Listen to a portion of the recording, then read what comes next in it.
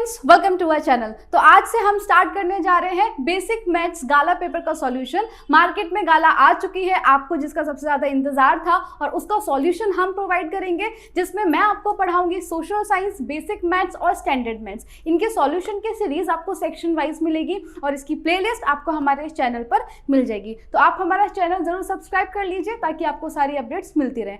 Board exam point of view की बात करें तो उससे गाला बहुत ही ज्यादा इंपॉर्टेंट है, तो आप गाला पेपर के सारे सॉल्यूशन जरूर करना और अपने फ्रेंड्स के साथ भी शेयर करना ताकि वो भी प्रैक्टिस कर सके। और हम बात करें बोर्ड एग्जाम की तैयारी की, तो अगर आप वो बहुत अच्छे से करना चाहते हैं तो आप हमारा कोर्स भी परचेज कर सकते हैं। चलिए स्टार्ट करते हैं। Basic maths Gala paper 2 section A. Section A जो है आपका वो 24 मार्क्स का होता है, तो आपको इसमें भी यही टारगेट रखना है कि 24 आउट ऑफ 24 आप स्कोर कर सके। सेक्शन ए में आपके एक भी मार्क्स जाने नहीं चाहिए। सबसे पहले इसमें आता है fill in the blanks by selecting the proper alternative from those given below each question. तो एमसीक्यूज है। सबसे पहला क्या है, in the given figure ABCD is a rectangle, then the values of x and y are. ये rectangle है, ठीक है। यहाँ पर ये जो लेंथ है ये x प्लस वाई है और जो ब्रेथ है वो x माइनस वाई है। अब आपको पता है कि opposite sides of rectangle are equal. अगर अपोजिट साइड्स इक्वल होती हैं तो x प्लस वाई 12 के बराबर हो गया और x माइनस वाई 8 के बराबर हो गया। तो ये बन जाएगी हमारी दो इक्वेशन। तो हम लिखेंगे x plus y is equals to 12 और x minus y is equals to 8। अब हमको एक वेरिएबल चाहिए, ये ऑलरेडी प्लस और माइनस में है, कैंसिल हो जाएंगे, तो हम इन दोनों इक्वेशन को ऐड कर देंगे। तो ये हो गया कैंसिल, x प्लस एक्स हो जाएगा 2x और 12 प्लस 8 होता है 20। तो x is equals to 20 divide by 2, 2 10 जा 20, therefore x is equals to 10। x की वैल्यू क्या आ गई 10। हमको y की वैल्यू भी ढूंढनी है, तो किसी भी एक इक्वेशन में आप पुट कर दो। मान लो x plus y is equals to 12, यहाँ पर x की वैल्यू हमने फाइंड की 10 plus y is equals to 12, 10 वहाँ जाएगा, 12 माइनस 10, देयरफॉर y की वैल्यू क्या आ गई 2। ओके, तो अपना आंसर क्या होगा, ऑप्शन ए। x हमारा 10 है और y की वैल्यू 2 है। क्लियर है? चलो आगे बढ़ते हैं। नेक्स्ट सेकेंड क्वेश्चन है, if the discriminant of the equation 6x square minus kx plus 2 equals to 0 is 1, then find the value of k। Discriminant यहाँ पर 1 देके रखा है, तो डिस्क्रिमिनेंट का फॉर्मूला क्या होता है, डिस्क्रिमिनेंट आपको इधर पे 1 देके रखा है तो d इज इक्वल्स टू 1 लिखेंगे। फिर d का फॉर्मूला होता है b स्क्वायर माइनस 4ac, ठीक है, b square minus 4ac।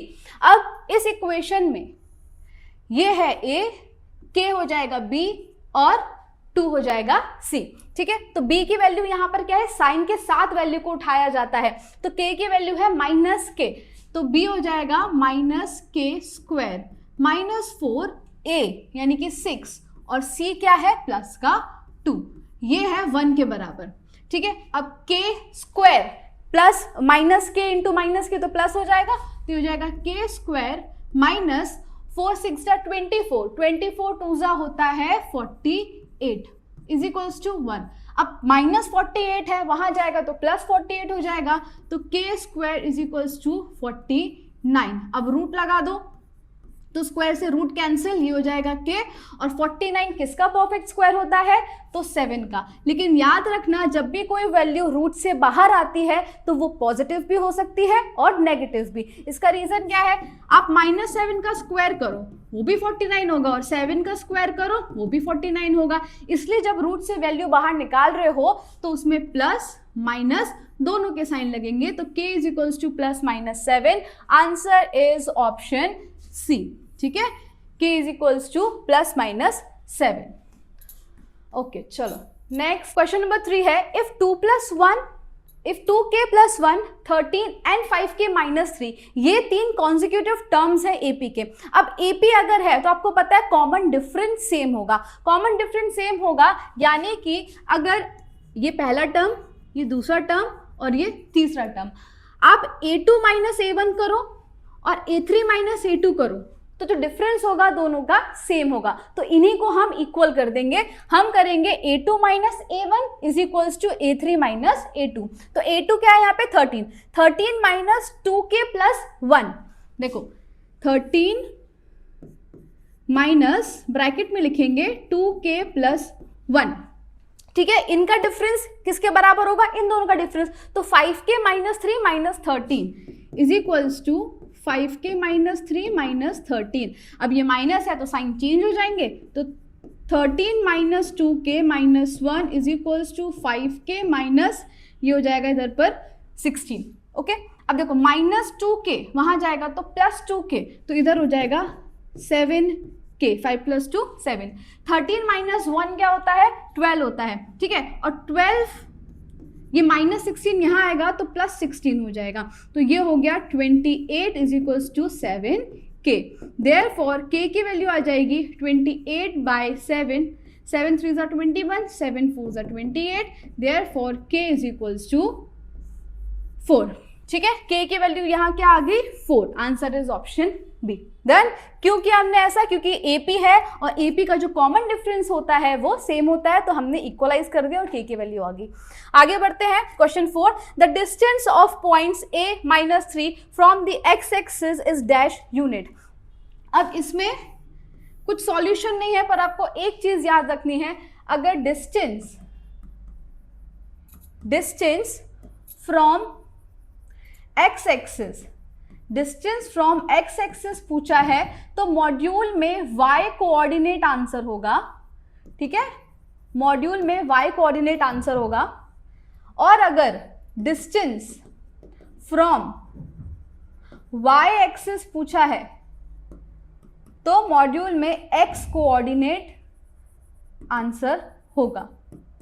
Clear, module यानी कि अगर वो नेगेटिव है पर आपका आंसर पॉजिटिव ही रहेगा। तो यहाँ पे क्या है, डिस्टेंस फ्रॉम x एक्सिस पूछा है तो ये हमारा x कोऑर्डिनेट है, ये y कोऑर्डिनेट है। अगर डिस्टेंस फ्रॉम x एक्सिस पूछा है तो y कोऑर्डिनेट मॉड्यूल में आंसर होगा, यानी कि मॉड्यूल में -3 रख दो, जब ये बाहर आएगा तो ये हो जाएगा प्लस का 3। क्लियर, तो answer is option A 3। Done है। जब भी इस तरीके का एक कोऑर्डिनेट आपको देके रखा हो और फिर अगर x एक्सिस से पूछे तो y कोऑर्डिनेट आंसर हो जाएगा, y एक्सिस से पूछे तो x कोऑर्डिनेट आंसर हो जाएगा, लेकिन वो पॉजिटिव ही रहना चाहिए क्योंकि वो मॉड्यूल में है। क्लियर है, चलो नेक्स्ट है, for the given figure BC is equals to 20 centimetre and angle A is equals to 30 degree, then ये देखो ये 30 डिग्री है, ये 20 है, तुमको AB फाइंड करना है और AC दोनों ही फाइंड करने हैं। सबसे पहले तो ये राइट एंगल ट्राइंगल है, इधर डिग्री दे के रखा है तो यहाँ पे ट्रिग्नोमेट्री, और वो वाला हम रेशियो यूज करेंगे जिसमें जो एंगल होता है उसके अपोजिट वाली साइड को क्या बोलते हैं, परपेंडिकुलर, और इसके एडजेसेंट साइड को हम क्या बोलेंगे, बेस। तो वो फॉर्मूला जिसमें परपेंडिकुलर और बेस आता हो, तो यहाँ पे हम लेंगे tan 30, ठीक है, tan 30 is equals to perpendicular upon base. अब tan 30 की वैल्यू क्या होती है, 1/√3। ट्रिग्नोमेट्रिक रेशियोज आपको याद रहने चाहिए और उनकी वैल्यूज भी। तो tan 30 1/√3 हो गया। परपेंडिकुलर, यहाँ पे परपेंडिकुलर क्या है, BC यानी कि 20, और बेस है AB, तो जो हमको फाइंड करना है तो उसकी जगह हम AB ही लिखेंगे, क्रॉस मल्टीप्लाई कर देंगे, AB इंटू 1 हो जाएगा AB, और 20 इंटू √3 हो जाएगा 20√3। तो हमको एक आंसर तो मिल गया, AB ढूंढना था तो AB की वैल्यू आ गई 20√3, ठीक है, 20√3। अब क्या फाइंड करना है, AC। AC हम फाइंड कर देंगे पाइथागोरस थ्योरम से। क्या होती है Pythagoras theorem, hypotenuse square, hypotenuse क्या है, AC, तो AC स्क्वायर is equals to sum of square of both the sides. तो यहाँ पर 20√3 whole square plus 20√3 whole square plus 20 का स्क्वायर। अब ये स्क्वायर कैसे करना है, देखो 20 इंटू 20 कितना होता है, 400 होता है, मल्टीप्लाई बाय √3 इंटू √3 कितना होता है, 3 होता है, तो 4 3 ज़ा 12, ये आ जाएगा 1200, 1200 प्लस 2 2 ज़ा 4 और 00, तो AC स्क्वायर आया हमारा 1600। 1200 प्लस 400 कितना होता है, 1600, 1600। अब रूट लगा दो दोनों जगह, तो स्क्वायर और रूट ये कैंसिल हो गए, AC आया, ठीक है। 16 किसका परफेक्ट स्क्वायर होता है, 4 का, और 2 0 है तो एक बाहर आ जाएगा, तो AC की वैल्यू आ गई 40। क्लियर, 40 का स्क्वायर करेंगे तो 1600 आएगा, तो हाइपोटेन्यूस आया हमारा 40। तो आंसर क्या है, ए बी 20√3 और ए सी जो है वो आएगा 40। Option A is the correct answer.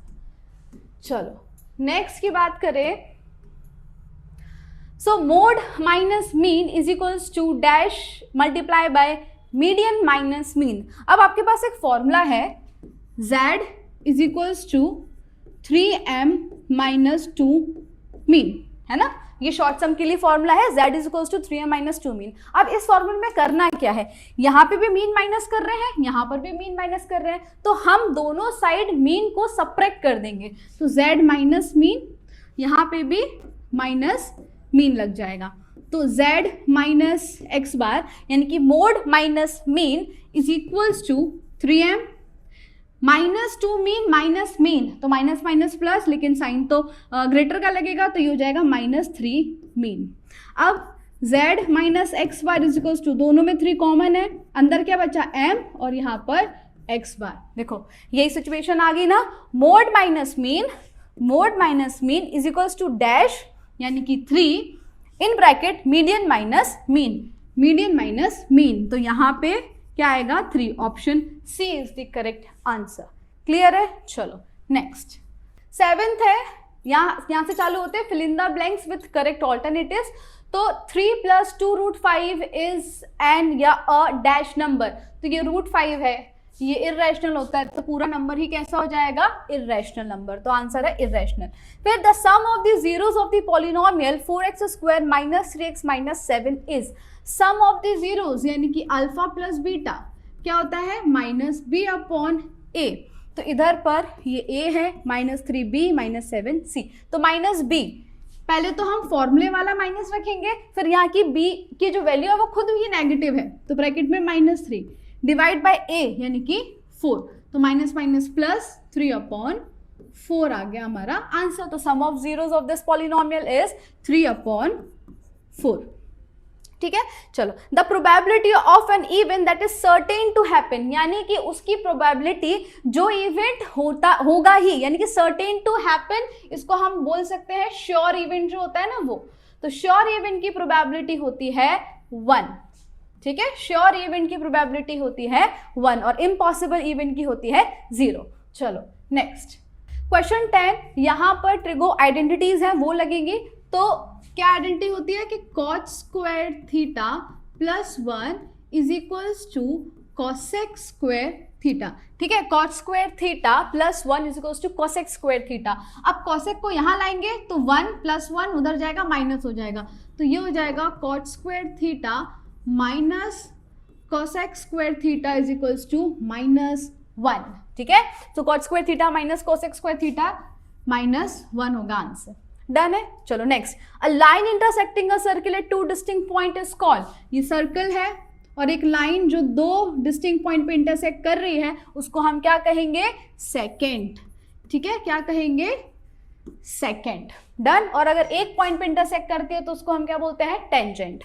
यहां आ जाते हैं, if the mean of the observation is x then find x। देखो 7 + 8 + x + 11 + 14 divide by numbers, mean क्या होता है, फॉर्मूला लिख देते हैं, मीन होता है sum of observation divide by number of observation. तो इन सारे ऑब्जर्वेशन का जो मीन है वो x है, तो हम यहाँ पे वैल्यूज रखते हैं। चलो मीन क्या है, x है, सम करना है ऑब्जर्वेशन का, तो 7 + 8 + x + 11 + 14 इज x। ठीक है, कितने ऑब्जर्वेशन है यहाँ पर, सारे ऑब्जर्वेशन का सम हो गया, काउंट करो 1 2 3 4 5, तो डिवाइड बाय 5 हो जाएगा। अब ये 5 यहाँ आ जाएगा तो 5x हो जाएगा, ये x यहाँ आएगा तो -x हो जाएगा। अब इनको ऐड कर दो, 7 + 8 होता है 15, 15 + 11 करेंगे तो कितना हो जाएगा, ये 26, और 26 + 14 कर दो तो 20 30 40, ये हो जाएगा 40। 5x - x हो जाएगा 4x is equals to 40, x की वैल्यू आ जाएगी 40 divide by 4, 4 10s are 40, therefore x is equals to 10। Clear, x is equals to 10। आए समझ में क्या किया, sum of observation divide by number of observation, mean already x था, फिर ये तो यहाँ पे हमने क्या किया, नंबर ऑफ ऑब्जर्वेशन थे 5, मल्टीप्लाई किया 5x हो गया, then 4x is equals to 40, तो x is equals to 10। Clear है? चलो नेक्स्ट। फिर आता है state whether the following statements are true और false. So for any two positive integer a and b, HCF AB into LCM AB is equals to a into b। तो ये तो एकदम ट्रू है, क्योंकि किसी भी दो इंटीजर का एलसीएम और एचसीएफ का मल्टीप्लिकेशन उन दो इंटीजर के मल्टीप्लिकेशन के बराबर ही होता है। So HCF a b into LCM a b is equals to a into b, तो ये ट्रू है। फिर from the given figure of y is equals to px, the number of zeros of px is 2। Number of zeros क्या होता है, number of times a graph, number of times a line intersect x axis. यहाँ पर यह है x axis और इसने x axis को सिर्फ एक बार ही इंटरसेक्ट किया है, इस वजह से इसके जो जीरोस हैं वो होंगे सिर्फ 1, लेकिन यहाँ 2 लिखा है इसलिए ये हो जाएगा फॉल्स। क्लियर? चलो, for a given pair of linear equation in 2 variables, if a1 by a2 not equals to b1 by b2 then the pair of equation is consistent। मैं सारे इक्वेशन यहाँ लिख देती हूँ। क्या होता है, a1 upon a2 not equals to b1 upon b2, तो हमको यूनिक सॉल्यूशन मिलेगा, ठीक है, और उसका जो ग्राफ है वो एक पॉइंट पर इंटरसेक्ट करेगा, तो इंटरसेक्टिंग लाइंस आएंगी। अब एक सॉल्यूशन है तो ये इक्वेशन हो जाएगी कंसिस्टेंट, ठीक है। कंसिस्टेंट यानी कि एक सॉल्यूशन हो या बहुत सारे सॉल्यूशन, इन्फिनिटली मैनी सॉल्यूशन, उनको हम कंसिस्टेंट कहेंगे। फिर दूसरा क्या होता है, a1 upon a2 equals to b1 upon b2 equals to c1 upon c2। तो यहाँ पर जो लाइंस हैं, यहाँ पर हमको इनफाइनाइटली मैनी सॉल्यूशन मिलेंगे, ठीक है ना, इनफाइनाइट मैनी सॉल्यूशन, और जो ग्राफ है वो ओवरलैप कर जाएगा, यानी कि कोइंसिडेंट लाइन बनेगी, और इस इक्वेशन को भी हम कहेंगे कंसिस्टेंट, ठीक है। फिर आखिरी होती है a1 upon a2 equals to b1 upon b2 not equals to c1 upon c2। तो यहाँ पर नो सॉल्यूशन आता है। जब कोई सॉल्यूशन ही नहीं है तो लाइन इंटरसेक्ट ही नहीं करेंगी, पैरेलल होंगी, और ऐसी इक्वेशन को हम कहेंगे इनकंसिस्टेंट। डन है?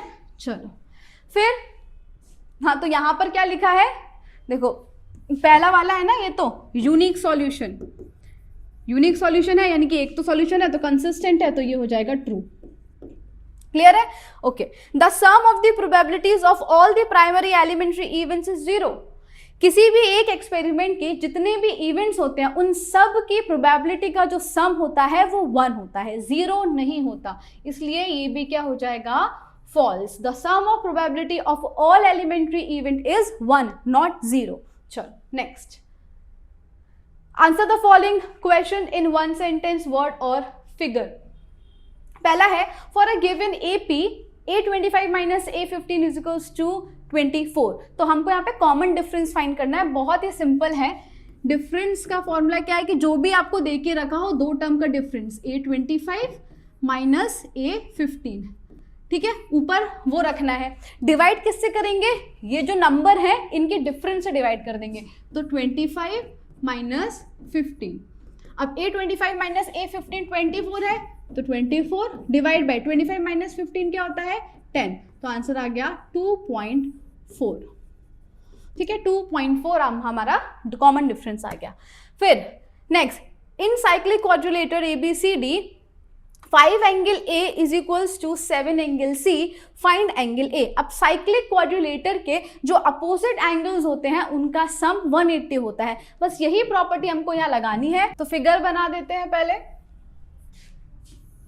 ये सर्कल और उसके अंदर ये एक क्वाड्रिलेटरल ABCD। अब यहाँ पर देखो, जिसकी बात हो रही है वो है एंगल A और एंगल C, ये दोनों अपोजिट एंगल्स हैं, यानी कि इनका सम क्या होगा, इनका सम होगा 180। तो हम यहाँ लिख देते हैं angle A plus angle C is equals to 180। हमको यहाँ फाइंड क्या करना है, एंगल ए को फाइंड करना है, तो angle A as it is लिखते हैं प्लस। अब एंगल सी की जगह हम क्या लिख सकते हैं, देखो 5 angle A is equals to 7 angle C, तो 7 को अगर यहाँ भेज दें तो ये हो जाएगा 5/7 angle A is equals to angle C. ठीक है, तो एंगल सी की जगह हम क्या लिख देंगे, 5/7 angle A. 5/7 angle A is equals to 180।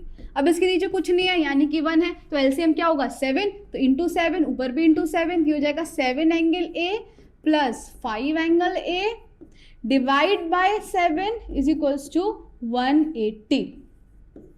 ठीक है, इक्वल्स टू 180। अब 7 प्लस 5 क्या होता है, 12 होता है, तो ये हो जाएगा therefore 12 angle A is equals to 180 into 7, 7 8 जा 56, 7 जा 7 और 2 126 और एक 0 आएगा। ठीक है, तो 180 इंटू 7 किया तो क्या आया 1260।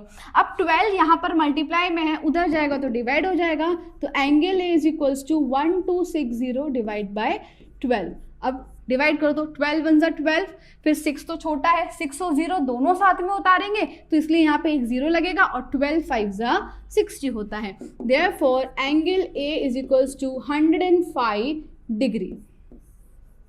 ठीक है, ये आया हमारा final answer, angle A is equals to 105 degree.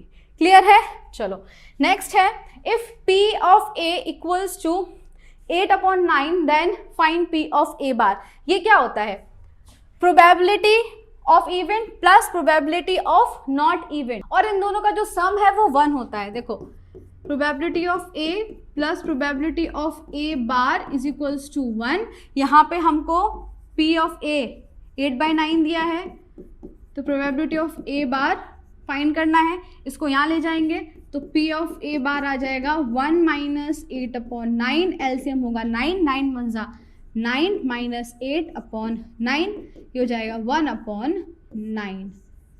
ठीक है, तो प्रोबेबिलिटी ऑफ ए बार क्या हो जाएगा 1/9। P of A plus p of A bar इन दोनों का एडिशन 1 होता है, तो किसी की भी वैल्यू दी हो दूसरी वैल्यू आ जाएगी। ठीक है, चलो नेक्स्ट। तो आगे बढ़ने से पहले मैं आपको एक इन्फॉर्मेशन देना चाहती हूँ कि अगर आप 10th GSEB में हैं और अपने बोर्ड एग्जाम की प्रिपरेशन अच्छे से करना चाहते हैं तो हमने आपके लिए कोर्स लॉन्च किया है जिसका नाम है वॉरियर बैच। इसमें हम आपको पढ़ाएंगे 2 सब्जेक्ट, मैथ्स और सोशल साइंस। इसमें आपको प्रोवाइड किया जाएगा लाइव लेक्चर्स, उसके साथ साथ रिकॉर्डेड लेक्चर्स भी, फिर previous year question paper solution, regular test conduct कराए जाएंगे, और आप हमको ऐप में मैसेज करके अपने डाउट्स कभी भी क्लियर कर सकते हैं। इसके अलावा गाला पेपर सॉल्यूशन, दोनों ही सब्जेक्ट के गाला पेपर वीडियो सॉल्यूशन मिलेगा और आपको सॉल्यूशन की पीडीएफ भी मिल जाएगी। फिर previous year question paper from 2022 to 2025, इसका भी वीडियो सॉल्यूशन प्लस सॉल्यूशन की पीडीएफ भी आपको हमारे ऐप में मिल जाएगी। Chapter wise important question and objectives, दोनों ही सब्जेक्ट के आईएमपी क्वेश्चंस चैप्टर वाइज और आईएमपी ऑब्जेक्टिव्स मिलेंगे आपको।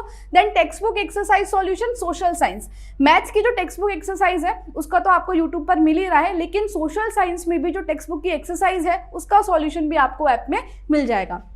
Chapters wise handwritten note, social science में जो सारे चैप्टर्स हैं उन सबके हैंड रिटन नोट्स की पीडीएफ आपको मिल जाएगी। Introduction plus exercise solution PDF, maths में आपको जितने भी चैप्टर्स हैं उनका इंट्रोडक्शन और सारे एक्सरसाइज की सॉल्यूशन की पीडीएफ, ये सारी चीजें हम हमारे ऐप में प्रोवाइड करेंगे आपको। हमारे ऐप का नाम है UGT, जो प्ले स्टोर पर अवेलेबल है, और अगर आप ऐप स्टोर से डाउनलोड करना चाहते हैं तो इसका नाम है माई इंस्टीट्यूट। तो आज ही हमारे ऐप को डाउनलोड कीजिए और कोर्स परचेज कीजिए। All the best. For the frequency distribution given below find the median class. ठीक है, अब हमको मीडियन क्लास फाइंड करनी है, तो मीडियन में हम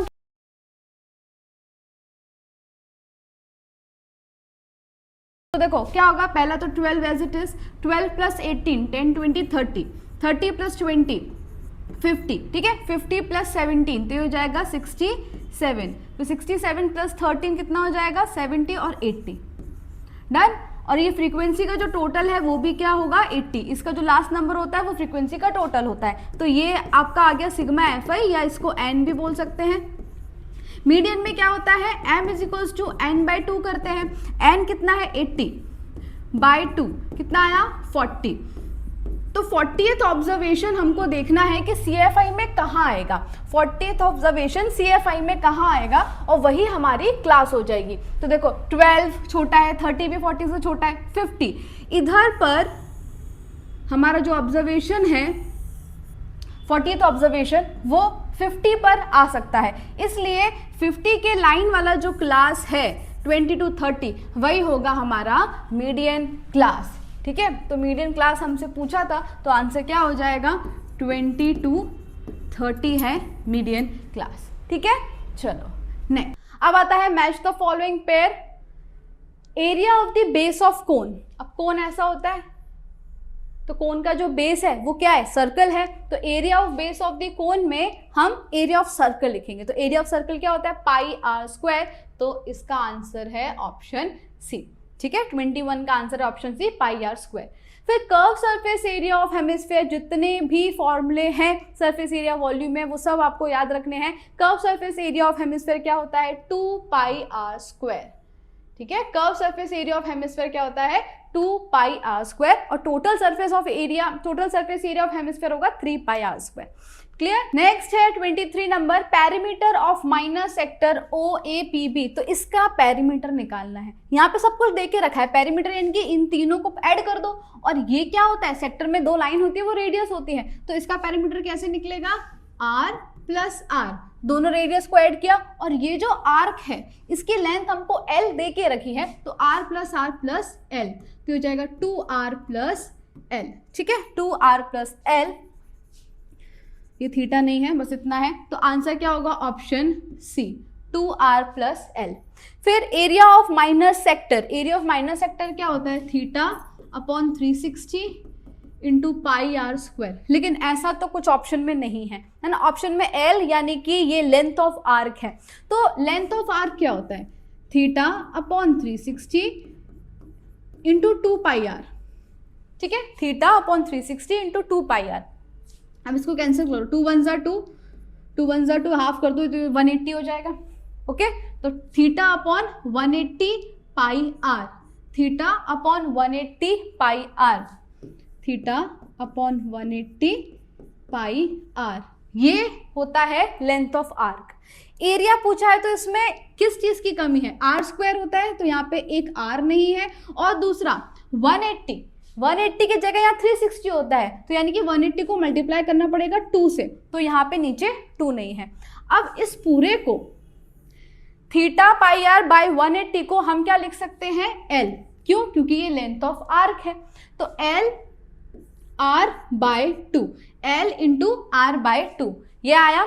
अब ये डिवाइड बाय 2 यानी कि हाफ होता है, तो इसको ऐसे लिख दो, हाफ L R, तो option B is the correct answer, half L R। इस तरीके से इसको निकालना था। जो फॉर्मूला होता है बेसिक वो ये है, जो कि गिवन नहीं था, L गिवन था, तो हमने यहाँ पे पहले लेंथ ऑफ आर्क निकाला, theta by 360 into 2 pi r, 2 से डिवाइड हो जाएगा तो लेंथ ऑफ आर्क ये बनता है theta by 180 into pi r. पर एरिया पूछा था, तो एरिया में क्या होता है, आर स्क्वायर, तो एक बार आर मल्टीप्लाई कर दिया, और नीचे 360 होता है, यानी कि मल्टीप्लाई नीचे 2 से करना पड़ेगा, तब जाके ये बनेगा फॉर्मूला एरिया का। अब इसमें इतने हिस्से को हम L लिख सकते हैं, जो बचा हुआ है वो है R बाई 2, तो L इंटू R बाई 2 यानी कि half L R is the answer. Clear हुआ। तो इसी के साथ गाला पेपर 2 सेक्शन A खत्म होता है। मिलते हैं नेक्स्ट वीडियो में, जिसमें मैं आपको सॉल्व कराऊंगी गाला पेपर 2 का सेक्शन A, और इसी तरीके से आपको पूरा सॉल्यूशन मिलेगा। ये वीडियो अपने फ्रेंड्स के साथ शेयर करना मत भूलें, ताकि